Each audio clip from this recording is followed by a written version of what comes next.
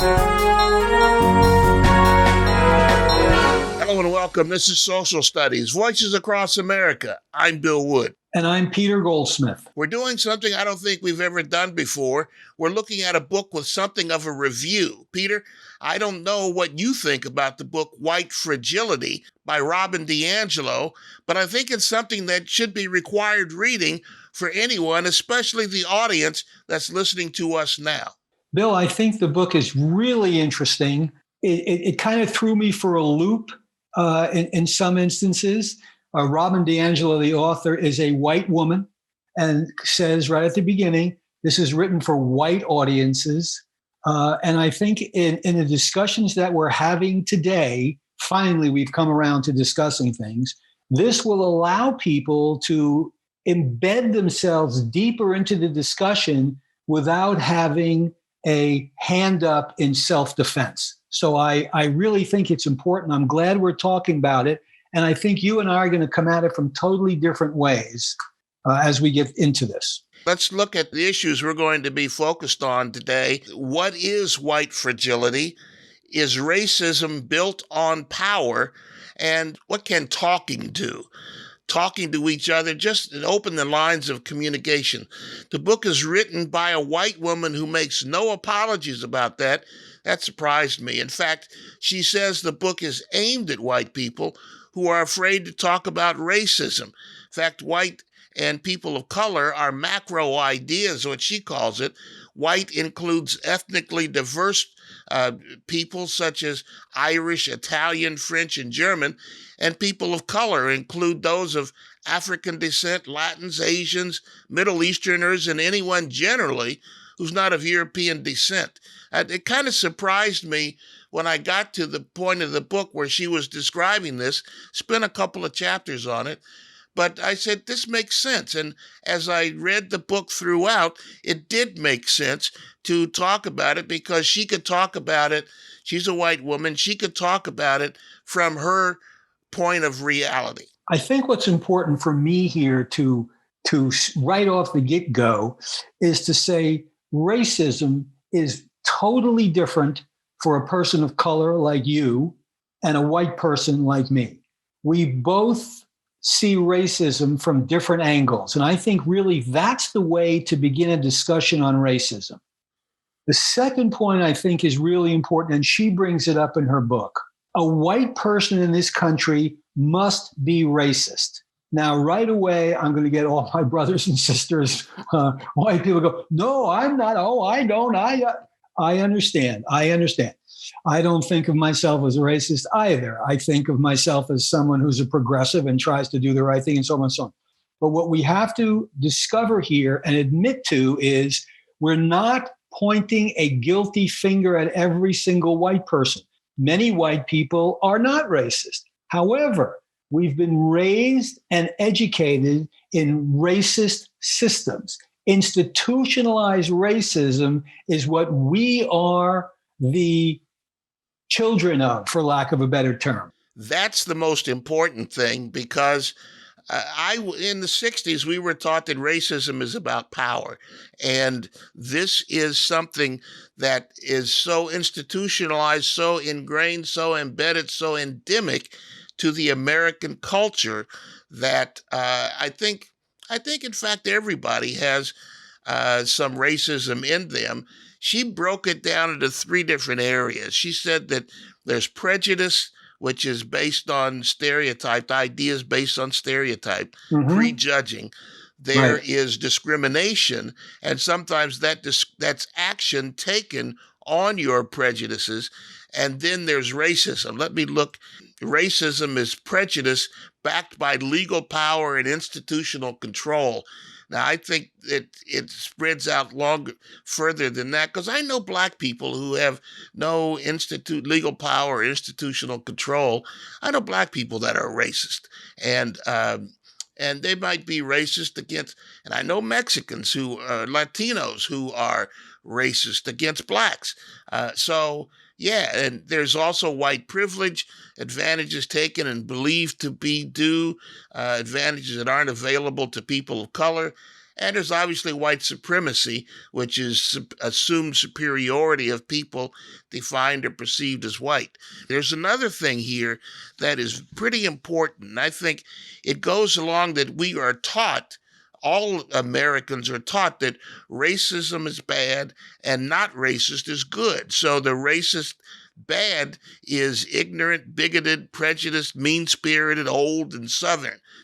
And the not racist, the good people, are progressive, educated, open-minded, well-intentioned, young, and Northern. It's easy to see that people don't see themselves as racist because they think of themselves as progressive, educated, and open-minded. And that guy over there is ignorant, bigoted, and prejudiced. He's a racist. But as she talks about in the book, that racism is far deeper, far more nuanced, far more endemic, far more embedded in who we are, especially as Americans. I talked to you a little bit before we went on the air here, and I told you I've been doing a big study of Hiroshima and the nuclear bombs we dropped. And one of the things that this author posited, by the way, the book is called Fallout. It's another wonderful book. The author is a woman, I don't remember her first name, Bloom is her last name, Blume. She talks about an interesting concept, which I feel is one of the tenets of racism, and it is dehumanization. If you think that a person is less than human, then it's okay to do what you did. If you remember a certain, I'm not even going to call him a man, whatever he was, in Germany back in the 40s, the Jewish people were considered less than human. They couldn't work. They couldn't own land. They couldn't go to the park. So that made it okay to be racist against them because they were less than human. And we have the same thing in racism all over the place. That hits at the core of where I am right now. I think you and I we've talked around the core of this issues. Everybody's talking about loving each other, but there's so many, at least 3 steps before love. There's an acknowledgement, and in the case of humanity, acknowledging one's humanity. There's accepting one's humanity. There's respecting one's humanity. All of that has to happen before we can love somebody, love their humanity. And what you just said is dead at the heart of that. If we can't acknowledge Black humanity, or in the case of dropping the bomb on the Japanese humanity, the accepting that, respecting that, and loving that, then anything's possible. You could shoot a guy 7 times in the back, or drop a bomb and eviscerate 100,000 of them at one time. No, absolutely, Bill. And that's the crux here. That's the real issue here. If you believe in your system of belief that all people have a right to exist, then you need to work on that. You need to live. I know I'm going to jump ahead a little bit. Well, I know we like to keep these 3 things separate. So let me jump ahead. Does talking help? Okay. And I know that's one of them. So when you have to fix the graphics, I apologize in advance. But does talking help? Sometimes it does, and sometimes it doesn't. And here's what I mean by that. Speaking out loud to someone in a respectful tone and listening to the reply you get is always helpful. Understanding that you, Peter Goldsmith, are a racist in certain ways. And you are. I am. However, I don't have to hide in the corner. What I have to do is learn from it. How have I been racist? The talk has already been talked. The action is what we need right now. We've had enough. You can't turn on television and watch any live event, mostly sports, which you and I watch, and not get a mention of Black Lives Matter, so forth and so on. Wonderful. Great. Let's continue to push this. But let's not substitute talking for action. Let's start with talking and then go to action, and then go the 3rd step, follow through on what the action was and make it a sustainable action. And that's really the key here. Identifying the problem. Yeah, I'm a racist. Okay. Now I listen and now I learn. What can I do? And she says in her book, there are many things that you can do. One of them is to become affiliated with a group who fights against this. One of them is, if you don't want to do that, to make a donation to a group. There are several more. But the point here is, yes, talking is a good starting point. Listening is even a better starting point. But action is really the key here. I think we've said all the words that need to be said. Now it's time to do something about them, which many of these young people are doing, to their credit. There's going to be people who will look at this and say, I'm not racist, to me, blah, blah, blah. And America's not racist. That you people need to know your place. Right. I'm sorry. That just slipped out. But there are some issues. A chart that she brought up in the book, and we kind of talked about it before, that the 10, these are recent numbers, 2016 to 2017. The 10 richest Americans, 100% are white, 7 of whom are among the 10 richest in the world. U.S. Congress, 90% is white. U.S. governors, 96% is white. Top military advisors, 100% is white. President and vice president, 100% white. U.S. Not for long with the vice president. Not for long with the vice president. And not in the recent past, the president was correct. Was not white. The current U.S. presidential cabinet, 91% white. People who decide which TV shows we see, this hits you and I, dead in our heart, 93% are white. People who decide which news is covered, 85% white, and it goes on. I know those last two things, whenever I teach, I always tell kids in the first class, so let's get this out of the way. There is prejudice in news. And their eyes light up, and it said, people who make the decision as to what is news, it's generally white people. They make more than the national average in income. They live in less dense neighborhoods. They just value different things. And when they look at 100 stories, and they can only use 25 of them, they're going to pick 25 stories that might be valuable to them. I agree with you, and you hit an interesting point there. And I said to you before, we might disagree on some of this stuff. When you say valuable to them, in other words, they are not thinking, because I've been in that position. I have chosen those stories, as you have. We both have been in newsrooms. Not that it's valuable to me personally, but this is what my audience wants to hear. And I'm taking my audience from, and I said before, institutionalized. What I've been taught all my life, this is my audience. This is what people want to hear. This is important to the community at large. However, a person in a different economic class, because we've talked about racism, and certainly it has a lot to do with power. Once I dehumanize you, I'm better than you are. Yes, yeah. The old sign in Germany, no dogs and no Jews allowed in the park. I mean, that says it all for that culture and for that particular group, not Germany. At that time in history, yes. Right. So what I'm saying is we have to understand the community that we're functioning in. We have to open ourselves to go like this. Okay, I'm not going to be defensive about being racist. I need to hear more about it from you and tell me how I overcome this.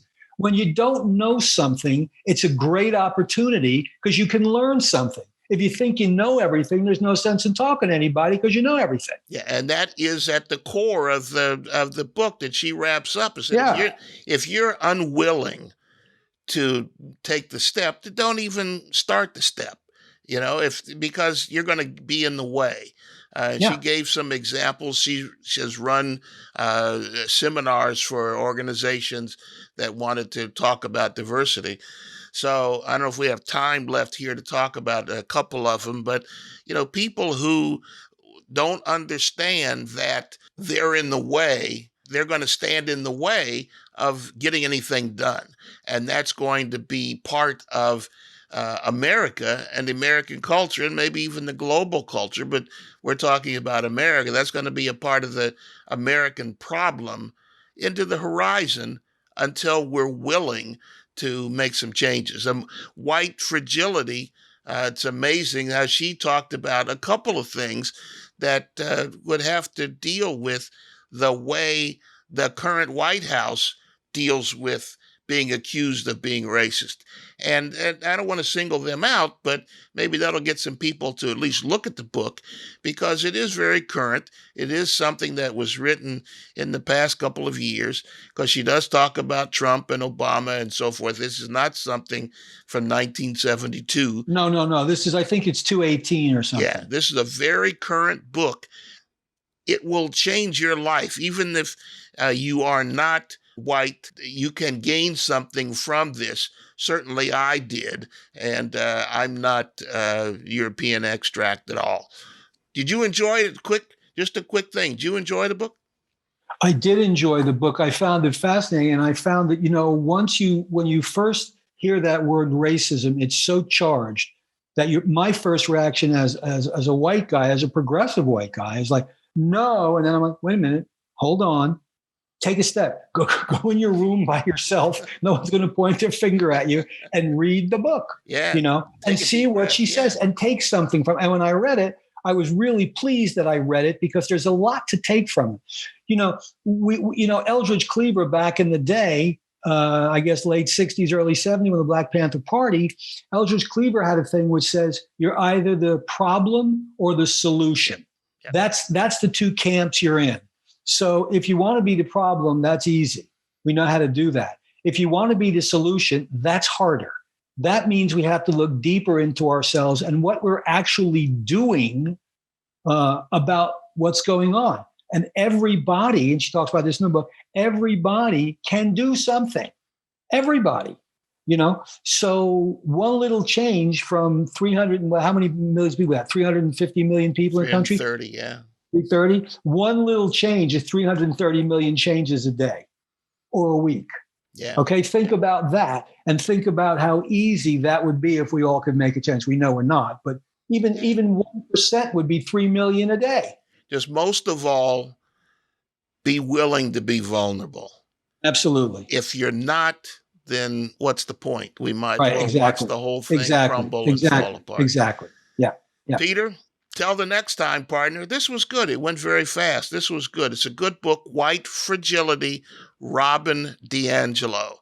You could get it all the normal places, Amazon, Barnes & Noble, wherever you get books. But read. I think the people who look at this would gain something from it. Till the next time, take care of each other and respect each other. You too, Bill. Peace to everybody out there. You can get this podcast. You can tell someone else about this podcast. It's available through YouTube, through iTunes, and through Google Play. Let's hear from you. Let us know what you think so that we can be in community with you. And there is a way to contact us. That's at peter@AgnitusLife.com or bill@AgnitusLife.com. That's our email addresses. Let's hear from you. Let's open up the forum.